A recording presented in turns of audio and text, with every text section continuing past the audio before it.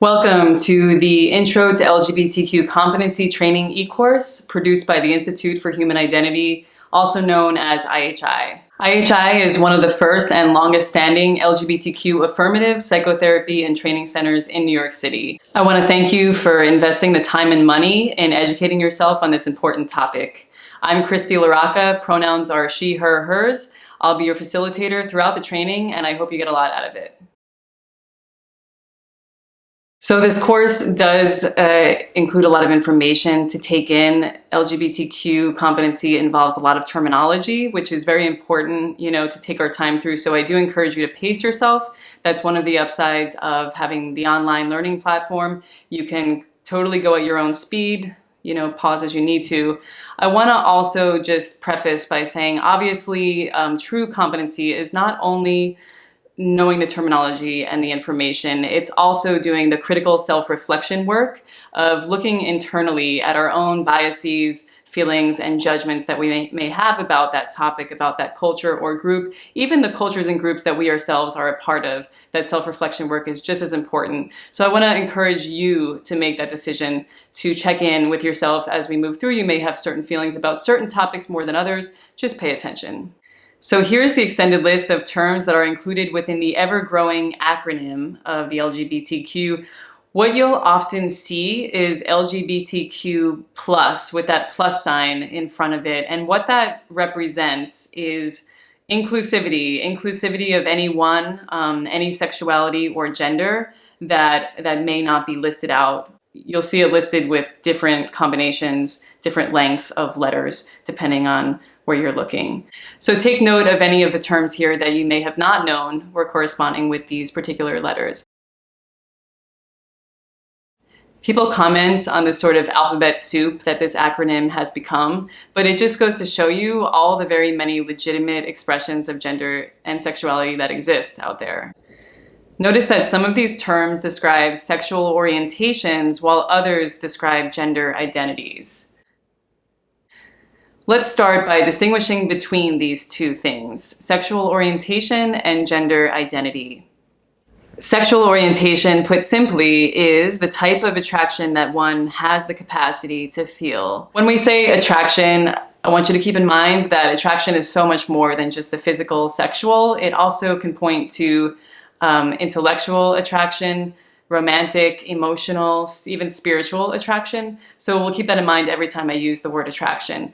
This kind of, your sexual orientation can include any one of those things, any combination of those things in regard to the way that you feel about other people. Generally, someone's sexual orientation is based on the gender relationship between the person and the people they are attracted to, but it actually, has more to do with attraction than gender.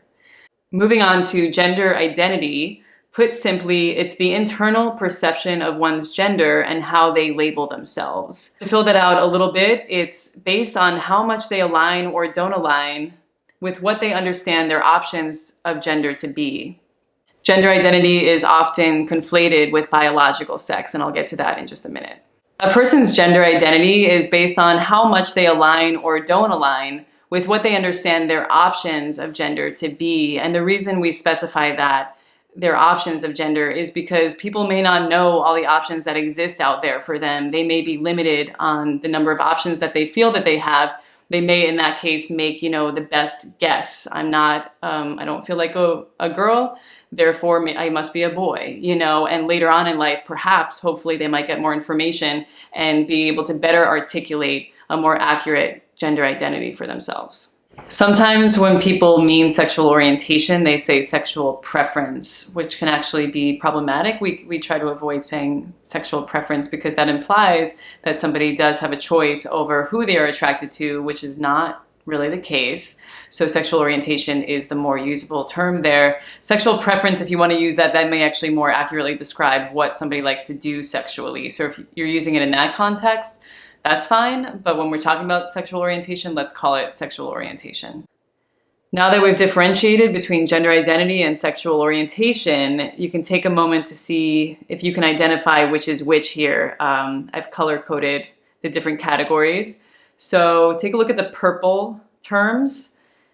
If you guessed that these are the sexual orientations, you are right. Lesbian, gay, bisexual, asexual, all sexual orientations. So take a moment to think what you see in blue, what those are. If you guessed gender identity, yes, that's correct. Now take a moment to consider why the Q and the Q, the queer and the questioning, are not in the gender identity category or the sexual orientation category. Think about it. The answer is it's actually because they fit into both. So queer, let's start with queer. Queer can be a term that is applied to someone's gender identity. They may identify as gender queer or some other variation of that, which we'll get into in a little bit. So queer can be a gender identity. Queer can also be used as someone's sexual orientation. We'll get into that as well, what that means, but it can be used for both. Now, if we take the other Q for questioning, of course, somebody may be questioning their gender identity. They may also be in that state of questioning about their sexual orientation. So both Qs can be used for either or. Let's now get into the meanings of each of these terms, the sexual orientations within the LGBTQ plus acronym. These are the ones I think most people are the most familiar with, especially the L, the G, and the B. So lesbian is a term for a woman-identified person who is primarily attracted, again, that can be on any attraction level, to other women.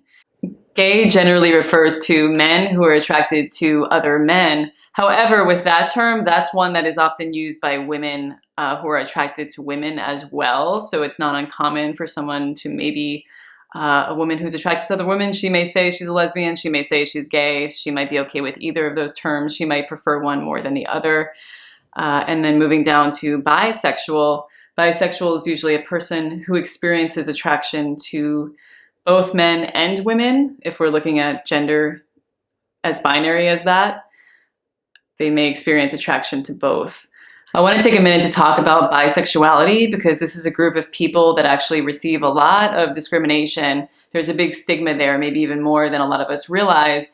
And that has to do with a few judgments that are pretty common toward this community. One of those judgments being that, you know, there's this pressure to maybe push people into one category or another. The fact that bisexual people are attracted to a larger group of people. Some common judgments I've heard is that they are, you know, more greedy or promiscuous.